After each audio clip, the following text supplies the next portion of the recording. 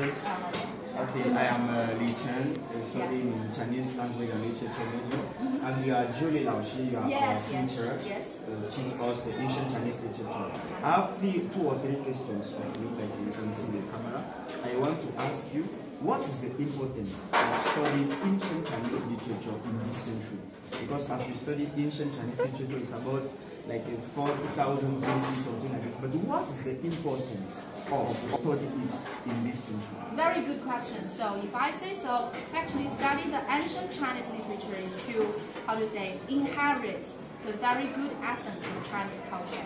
And we Chinese people like the traditional Chinese culture, and it's a kind of continuation, the continuity of the ancient things and the present things. And even now, if we study the ancient things, we can see all of the good points in the ancient things. And by the way, Chinese people are good at, we are good at getting rid of the bad things in old times. We can keep the good things in old times. So the good things in the old times are our good traditions, and we still keep the good traditions. And then this is the continuity of the ancient time and the present time. Because and we are proud of that. Because it's too interesting, because sometimes every person asks why do we study ancient things?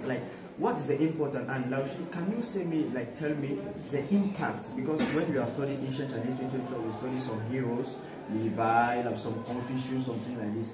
What is the impact of those personalities in those Chinese young people now to contribute to forge some patriotic mindset? What's the impact in your ways? Okay, so actually, as for the impact of the old Chinese, heroes, poets like Levi, for example, during the Spring Festival, usually there is a special part for all of the Chinese people gathering together to just recite all of these famous poems of Levi, because all of these poets, the heroes, they embody the Chinese essence, the good things in China, and we love them, and we are proud of singing or reciting all of these good things. So it's so important. I have a last question. Okay. What can you say about those civilizations? Because you know me, and I come from Africa, and I want African people to be proud of their ancient literature.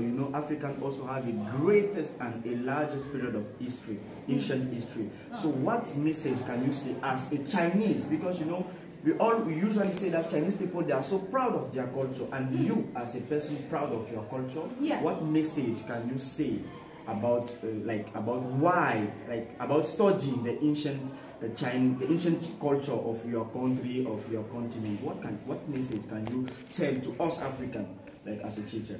Well, that is quite a difficult question, because I'm not so sure about the situation and the education in Africa. But for our Chinese people, because since we are very small, actually we are educated about tradition. But actually, when we are young, we can't understand Chinese traditions very well.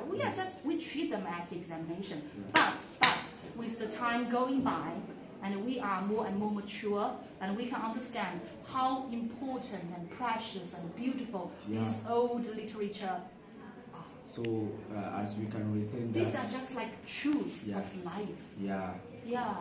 So this interview was I will create the word superfradistically gorgeous and fantabulous. So thank you for responding to my interview, and I'm so great of sharing with you my questions, and you to tell me your answers. I'm always glad to talk with you and share with you. Thank you. Okay. Thank you, Mia.